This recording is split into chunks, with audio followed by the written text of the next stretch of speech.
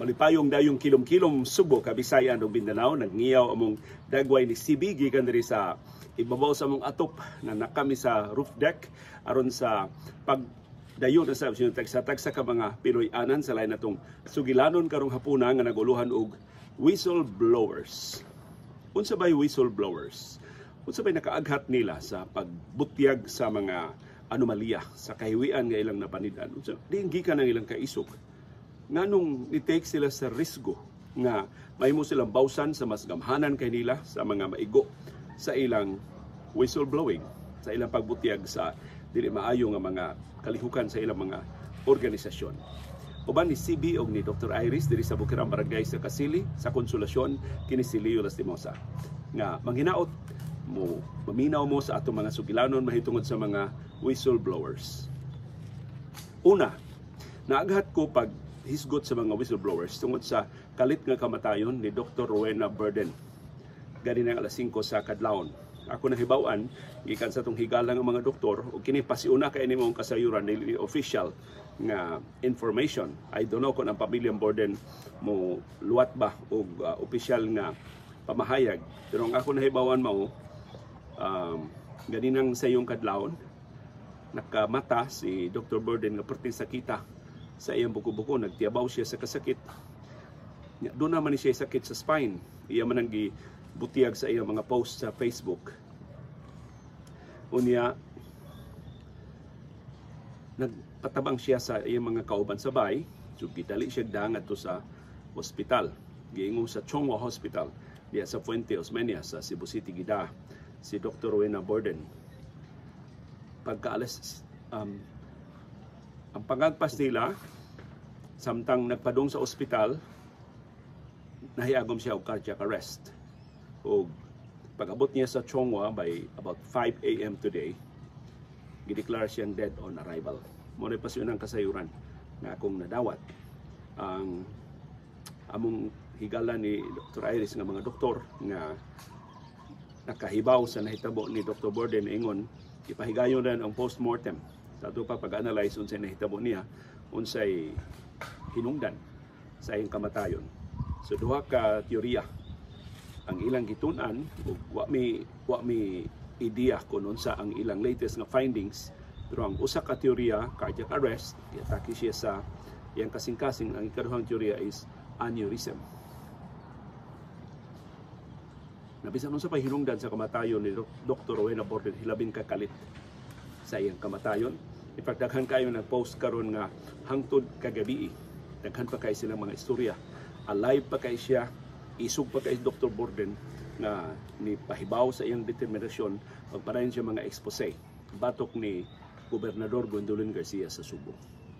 Kay si Dr. Burden kikataho nga nangandam na sab og dugang piyansa kay duna ko nilain na sang warrants of arrest nga luwatan batok niya. Iatol sa kuno og weekend aron sama sa unang higayon nga na prison gid siya kay wa dayon siya maka at ilangay-langay ba unsay nahitabo wa jud may makasulti ni Dr. Burden unsay nahitabo. Maybe one of these days makaistorya ko sa iyang mga abogado o sa iyang mga suod nga manghigala na makahatag na to og detalye nganong na priso si Dr. Burden. Mao ta ready naman kay siya mahimo ra man siya mo piyansa para siyang temporaryong kagawasan. So kung tinuod na nga dunay bag-ong mga kasong cyber libel si Dr. Burden nga gipasakan na sad ni Gobernador Gwendolyn Garcia, motoy iya kunong gikabisihan sa nangagi nga mga adlaw nga pagsiguro nga makapiyansa na gid siya para siyang temporaryong kagawasan na di na siya mapriso. Sama sa unya nga ko ra man nahibawan dito kuno siya na priso sa siyudad sa Toledo. As ka pa ita. Katapusan ng mga istorya ni Dr. Burden pinanglan sa chat, utana siya og kinsay akong abogado. O giunsa namo pagtubag ang mga kasong libelo nga gipasaka ni Gobernador Gwendolyn Garcia batok nako. So ako siyang gituganan sa akong kaugalingon nga kasinatian, hopefully nakatabang to niya nga dili ni mo ay katapusan sa kalibutan, bugat kaning maong problema kung ikiha ka o gamhanang opisyal, pero mahimutang nga mo usukol, mahimutang nga manalipod sa atong kaugalingon, mahimutang mo barug sa atong mga katungod. Kung mahimutang mo daw, sama sa nahitabo sa kong kaso, bisag naabtan og 16 ka tuig, una na hukman with finality sa Korte Suprema nga absuelto ko nga wa ko'y krimen nga nahimo batok ni Gobernador Gwendolyn Garcia. Pero ang itong isgutan karong hapon ang pagka-whistleblower. Matawag ba nga whistleblower si Dr. Rowena Borden? Technically dili man siya opisyal o kawani sa Cebu Provincial Government nga mao'y gipanguluhan ni Gobernador Gwendolyn Garcia nga mao'y ang gipasangil nga nakahimo o kalapasan sa balaod.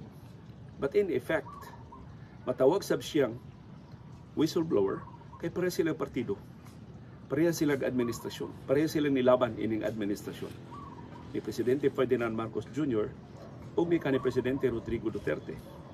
Nagsugod ang pagsaway ni Dr. Borden batok ni Gobernador Gwendolyn Garcia kung ako masayop sa akong mahinungduman atol sa height sa pandemya sa COVID-19.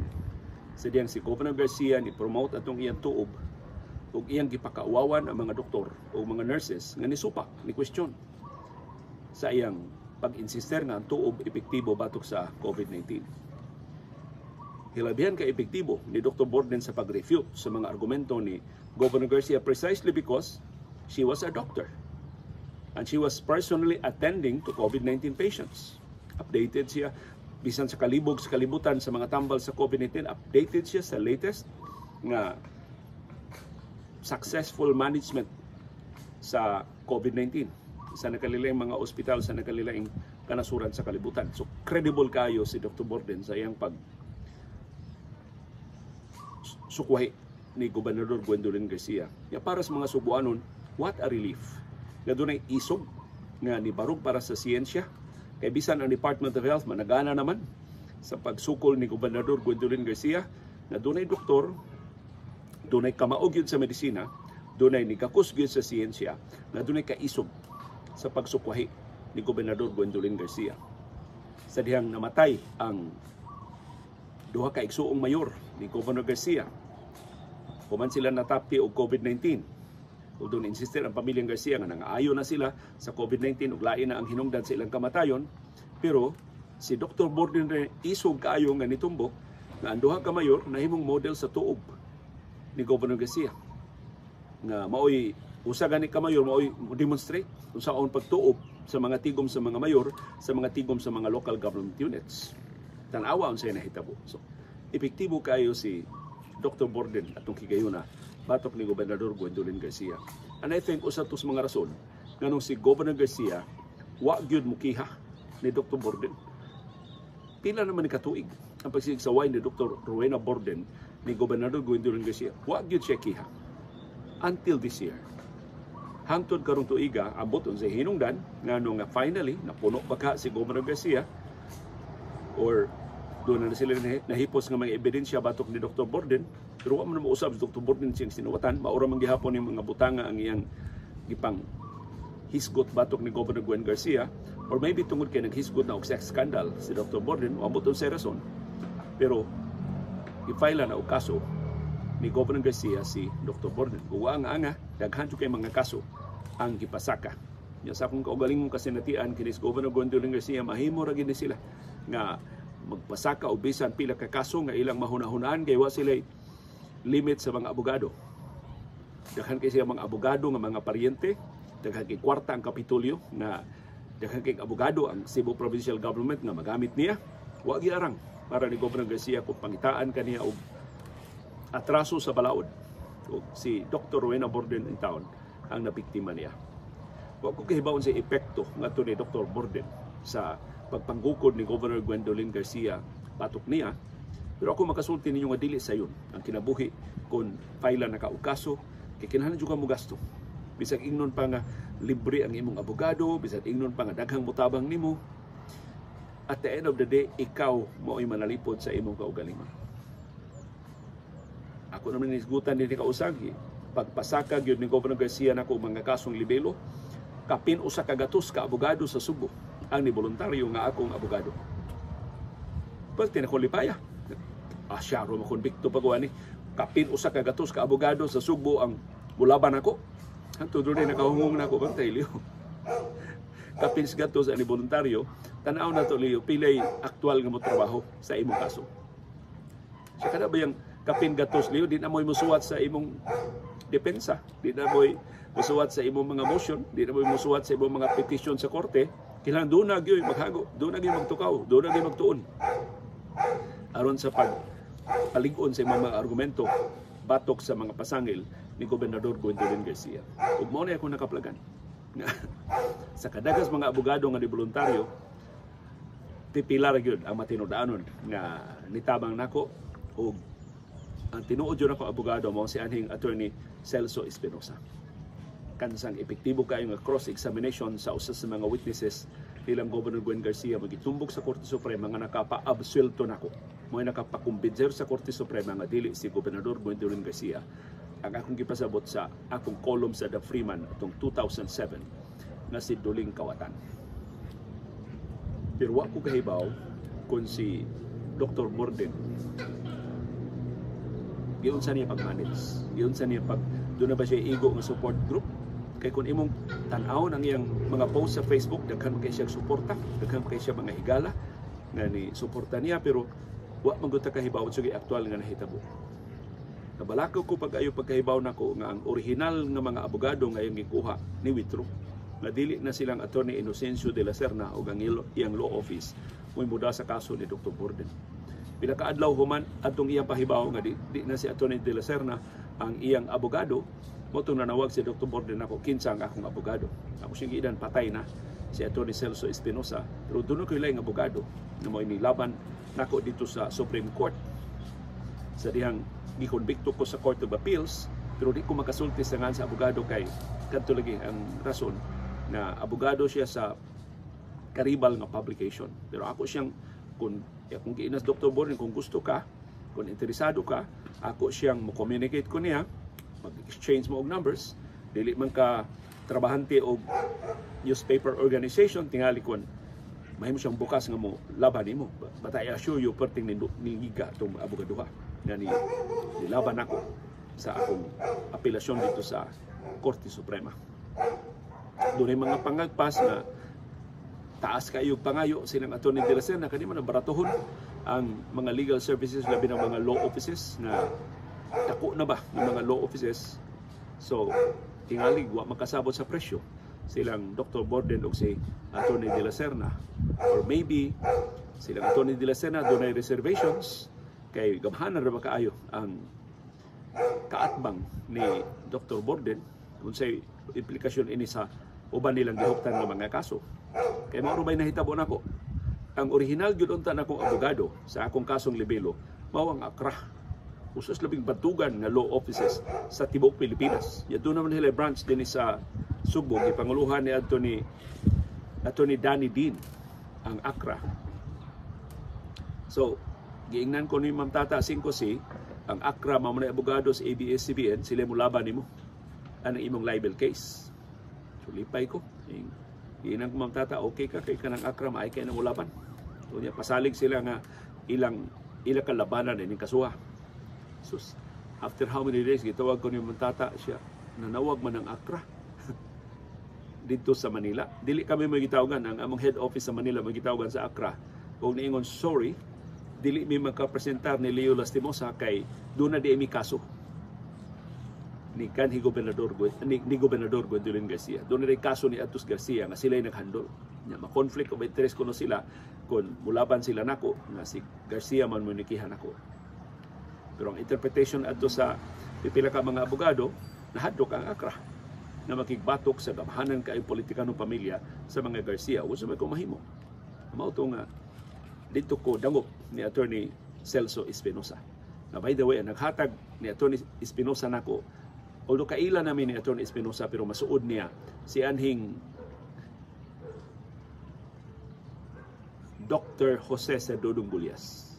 Ako na kong utang kawabuton ni anhing Sir Dodong sa iyang paghatag na kong abogado. O siya in town, mao ni hinahinag bayad ni Attorney Espinosa, pero inato mong kay ito si Sir Dodong. So maikog sa mga Attorney Espinosa, muhatag sa kuno Atty. Espinosa kutob sa kung mahimo although pila naman intay masubra sa konsuldo yatong higayon na para sa so inana ka kalisod ang pagpanalipod sa imong kaugalingon kung gukdo na ka. So ang atong tema karong hapuna unsay nakaaghat ni Dr. Borden sama sa ubang mga whistleblowers sa pagrisgo sa ilang seguridad, sa ilang kinabuhi, sa ilang profesyon. Although wa man to magsalig siya panginabuhi si Dr. Rowena Borden, pero kadako sa risgo na iyang gitake. Ka-realize siya. Aktibo siya sa kampanya ni kanhi Presidente Rodrigo Duterte ug ni Presidente Ferdinand Marcos Jr. Nahibaw siya unsa ka gamhanan, unsa ka maginukdanon ang mga Garcia kung imong ikaatbang. Iyang gakos ang risgo ug iyang gibarugan ang iyang mga pasangil batok ni Gobernador Gwendolyn Garcia. Nagkinahanglan na og igo nga kaisog ug di na nato ika-deny ni Dr. Rowena Borden.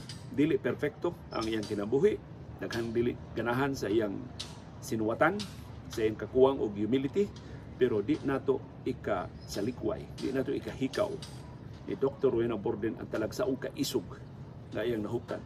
Nagikan ba na sa iyang amahan na general sa kapulisan, si General Nemesio Borden? Nagikan ba na sa mga rehis nga iyang gitumbok nga mo'y gikan ilang kaliwat diha sa Karkar?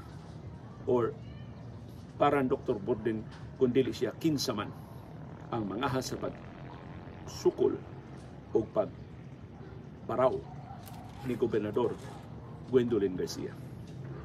Kung sa mahitabo sa mga kasong cyber libel nga gipasaka ni Garcia batok ni Borden, basura sila. Kay ang mga kasong kriminal magkinahanglan man sa sinumbong. Wa na may sinumbong, kay namatay naman si Dr. Borden, gawas kon doon ay kasong sibil. Kaya ang kasong sibil, ang civil liabilities mo survive bisan pa sa kamatayon sa sinumbong. So muna ang unang whistleblower na itong gisgutan si Dr. Rowena Borden. Wa ko sa posisyon pagpahibaw ninyo unsay nakaaghat niya. Pero ang ayan nato siyang pasalamatan. Hinaot dunay mosunod ni Dr. Borden. Kung tutaghan ko nung karong mahadlok na nga mosunod, sila isunod nga i-voodoo, sila isunod nga madisgrasya kung unsa itong tinuod nga nahitabo ni Dr. Rowena Borden. Pero hinaot na dili mapaong ang kaisog sa mga subuanon pagbarug para sa katarong, para sa kamatuoran. Labi na sa mga subuanon nga dunay kasayuran mahitungod sa mga anomalya, sa mga palusot, sa mga binuang nga mga transaksyon dinhi sa ato sa syudad o sa probinsya sa Subo. Ang ikaduhang whistleblower na akong pakisawan, isugilo nako ninyo karong hapuna, mao si June Losada. Kinsa naka hilomdom pa ni June Losada. Siya mao ang IT expert sa National Economic and Development Authority, NEDA, atol sa administrasyon ni kanhi Presidente Gloria Macapagal Arroyo. Si June Losada mao inibisto sa 17 bilyones pesos nga anomalya sa National Broadband Network. Atong usbon, siya mao inibisto sa pagpanuburno nga gihimo sa 17 bilyones pesos nga balor sa National Broadband Network NBN project nga gi-award ngadto sa ZTE Corporation sa China. Kadtong maong expose ni June Losada ni sangputo sa investigasyon sa Senado na nabisto ang mga detalye giun sa pagsuborno sa ZTE Corporation. Silang First Gentleman Mike Arroyo, si kanhi First Gentleman Mike Arroyo, kanhi COMELEC Chairman Benjamin Abalos, ang amahan ining DILG Secretary karon nga si Benhur Abalos, ug sa mga sakop sa gabinete aron makalusot katong 17 bilyones pesos nga NBN CTE deal. Putin dakuha atong maong proyekto. Si Losada nagtago-tago samtang ni-testify sa Senado kay dunay armadong mga tao nga nagsigi og tuktok siyang pultahan ang hulga sa mga sakop sa iyang pamilya. In fact, si June Losada nagpalaban sa mga madre na mo'y nihatag niya seguridad dito patagua sa ilang kumbento. Si June Losada ug mga sakop sa ilang pamilya, seryoso kaayo kadtong maong pasangil ni June Losada. Pero human sa pasangil ni June Losada in 2007, dili katuuhan na in 2013 si June Losada gikonbikto. Gipasaka ang kaso, gipadakop tungod sa kasong pagpangawkaw. Ipasangilan siya samtang siya may presidente sa Philippine Forest Corporation. Naghimo siya mga transaksyon, pagpabor siyang igsuon, pagpabor siyang asawa, pagpabor sa mga sakop siyang pamilya o sa personal niya na mga interes. O ang kasong ipasaka niya in 2013, nisangpot sa pagkakonbikto niya in 2016. O naprisog yun si Jun Losada o ang iyang isuon. Sugikan pagka-whistleblower, nadto sa pagka-graft convict. Kung saan nahitabo ni Jun Losada.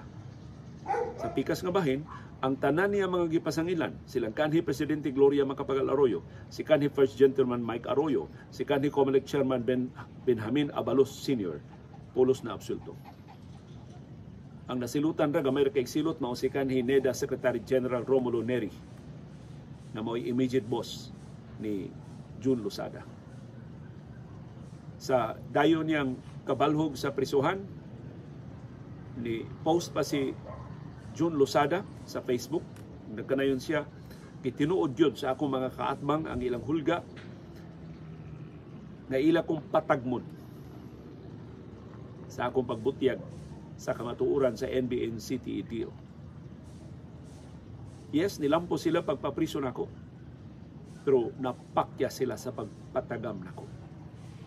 Wa ko magmahay, wa ko magbasol sa akong pagbisto sa kamatuuran. Di magikan ang kaisog ni Jun Losada sa pagbisto sa NBN-CTE. Kung wa pa Jun Losada, mahibawan, maparaw ka ha. Katungaong anomalya, wala itong tulis sa itong nasudong panudanan nga di lang takahibaw hain padung ang atong kwarta.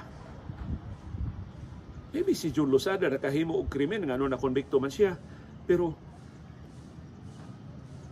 nganong nangahas man siya pag-expose sa dako kayong anomalya kung nahibaw siya nga maghukod siya sa iyong kaugalingong mga transaksyon sa Philippine Forest Corporation. Nagtuo ba siyang matabunan na lang ang iyang krimen kung iyang ibutyag ang mas dako nga binuang sa gobyerno? Wag ito mahimo. Kaya si Jun Losada na konbikto na with finality o na prison na gidgani.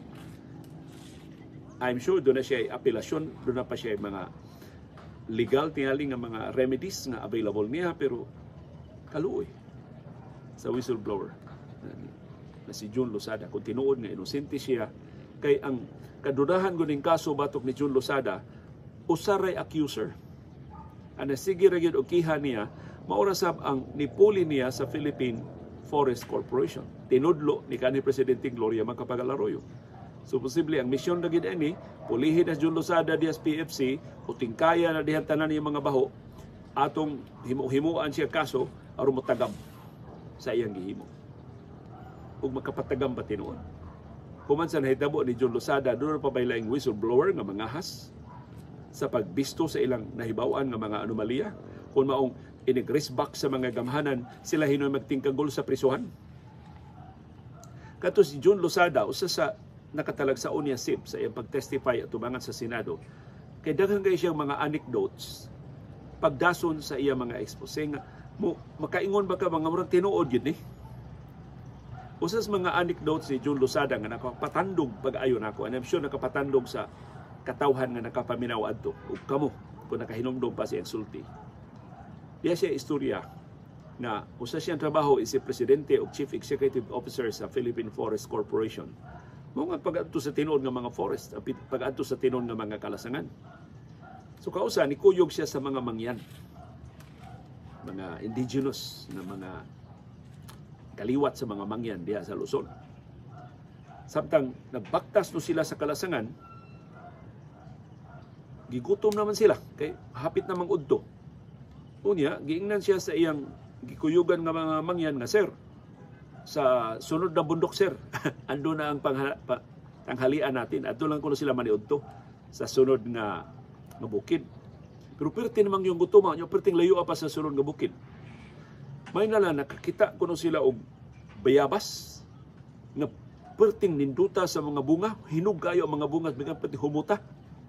So hunong kuno sila, nisaka ang mga mangyan og bayabas, nangaon o gihatagan siya o biyabas. So nikaon siya biyabas, na alibyuhan ang iyang kagutom, Pero medyo kuwang pa ba? So, giingnan niya mga mangyan, daghan pa magkaya na nabilin nga bunga. Hindi nyo pa pipitasin yan? Di pa ninyo apilo ng kuha? Giingnan ko na siya sa mga mangyan, sir naman, para sa mga ibon yan. Ang mga mangyan, sa ilang ka Y grado sa atong standard, sa ilang ka taga-bukid, sa ilang atong giisip ng taga-bukid nga mas gamay na hibawaan kay nato ang niaspatag, pero tanawa ang ilang logic. Na ay bayabas nga puno sa mga hinog nga bunga, di nilahot doon para sa mga langgam. Kitang taga-patag kanusap ta makatuon ana mga nindot kayong pagtulunan sa mga mangyan. Kaanugon ni June Losada. Ikatulo nga whistleblower na ako na hinumano, akong pakisawaan ninyo ang iyang pait na sugilanon karong hapon. Mao si Aksa Ramirez. Si Aksa Ramirez, usa ka opisyal sa Land Bank of the Philippines. Doon siya nabantayan ng mga anomalya sa Land Bank of the Philippines, naglambigit sa labing tagko ng mga opisyal sa bangko na iyang gisumbong ato sa National Bureau of Investigation. Imbis magpakahilom siya, kay ordinaryo ra siya nga trabahante or gamay ra ang iyang posisyon sa Land Bank of the Philippines, iyang gisumbong ato sa NBI. Ug ang iyang expose ngadto sa NBI uban sa hingpit nga mga dokumento kay insider man siya. Siya gitinuod nga whistleblower. Saba ni June Losada kay nahilambigit man siya sa transaksyon. Ang tanang dokumento nga iyang gisumiter ni matuod siya mga pasangil o napamatud-an sa National Bureau of Investigation na dunagi 203 million pesos na buhis, nga gitika sa buhis sa Land Bank of the Philippines. So, gipasaka ang kaso ang kadakuan sa Land Bank of the Philippines. Sa adlaw sa pagpasaka o mga kaso, mao matong higayuna si kanhi Presidente Gloria Macapagal Arroyo gustong mapapel.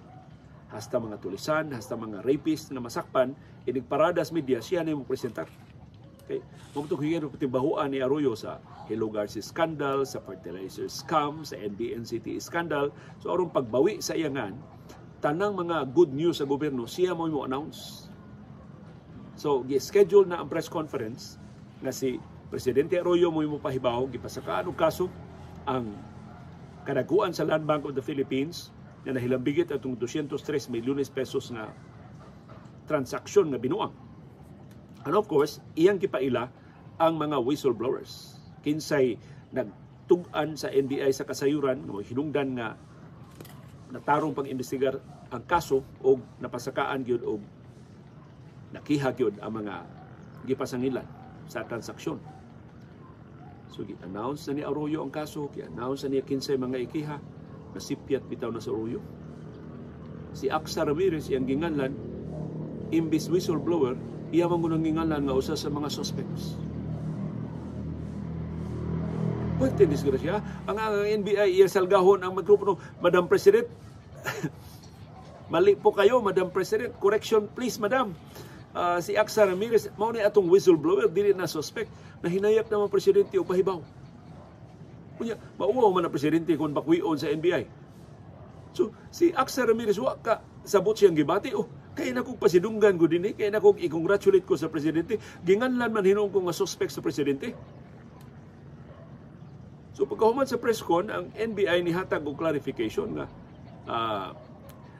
na misinform lang ang presidente, si Aksa Ramirez ay ang whistleblower. Siya ang tinubdan ini kasayuran nga mo hinungdan sa pagpasaka og kaso. Tungod ato gisaway pag-ayo si kanhi Presidente Gloria Macapagal Arroyo, pataka malaga. Kanang imo pasikat ba nga tanang mga malampusong mga operasyon, mapasaka mga kaso, ikay mo pahibaw, pataka malaga hasta ang whistleblower imo manginganlan nga suspect. Sud sa pila ka adlaw si Arroyo gitagod-tagod sa gikulata sa daghan kay nga mga pagsaway. Finally, nag-press con si Arroyo. Ingon si Arroyo, wa ko masayo. Si Aksa Ramirez, yes, nakatabang pagsulbad atong kasuha, pero doon na sa siya iyang kaugalingong kaso. Doon na may transaksyon nga nabutyag, nabisto, nga si Aksa Ramirez, doon na siya nakita ang kwarta, nga wa niya ituban. sa Land Bank of the Philippines. Tungod ini pasakaan na mong kaso si Aksa Ramirez. So, ang posibleng nahitabo mo nga si Arroyo gipahibaw sa NBA, Madam, si Aksa Ramirez ang whistleblower. So, posible si Arroyo imbis mo ingon, sorry, mangayog pasaylo, ingon hinoon, imbestigahan nyo yung babaeng yan. Pangitain na ninyong lusot para di ko mawawan. So tinuod tingali si Aksa Ramirez doon na sa iya mga tinaguan ng mga anomalya. Pero kapait. Aron lang pagsustener sa sayop nga pahibaw sa presidente, gipangitaan og kaso, gipangitaan atraso si Aksa Ramirez. So humas na hitabo ni Jun Losada o ni Aksa Ramirez, doon na pa ba yung mga whistleblowers na mangisog, morisgo sa ilang kinabuhi o seguridad, pagtugan sa ilang mga nahibawan, sa tinguha nga mabaraw ang binuang ang anualuso nga mga transaksyon sa ilang gialagaran nga mga ahensya sa gobyerno o mga organisasyon. Kaya mga whistleblowers di lang sa gobyerno, hasta sa pribado nga mga kompanya. In fact, doon ay pribado nga mga kompanya sama sa ABS-CBN sa una nga doon nag-reward system para sa mga whistleblowers. Gi-institutionalize good ang whistleblowing. Gidasig yun ang mga kawani sa kompanya sa pagtugan.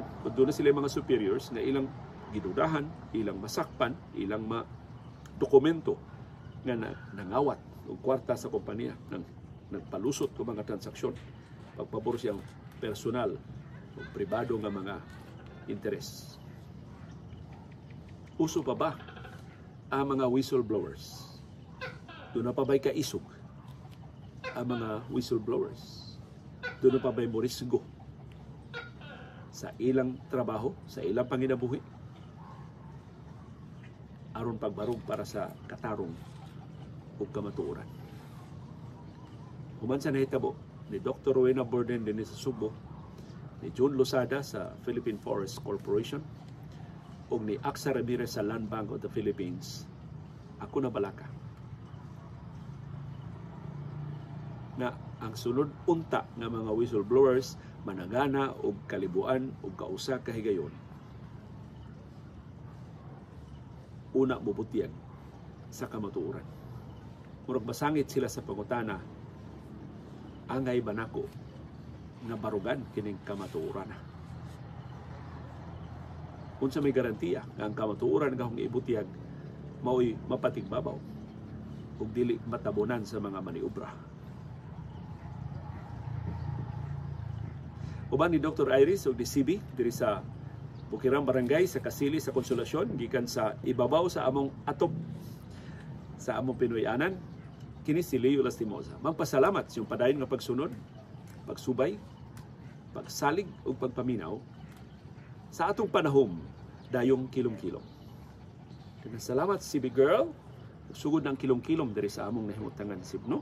Ug duwa na may CB karong taud-taud.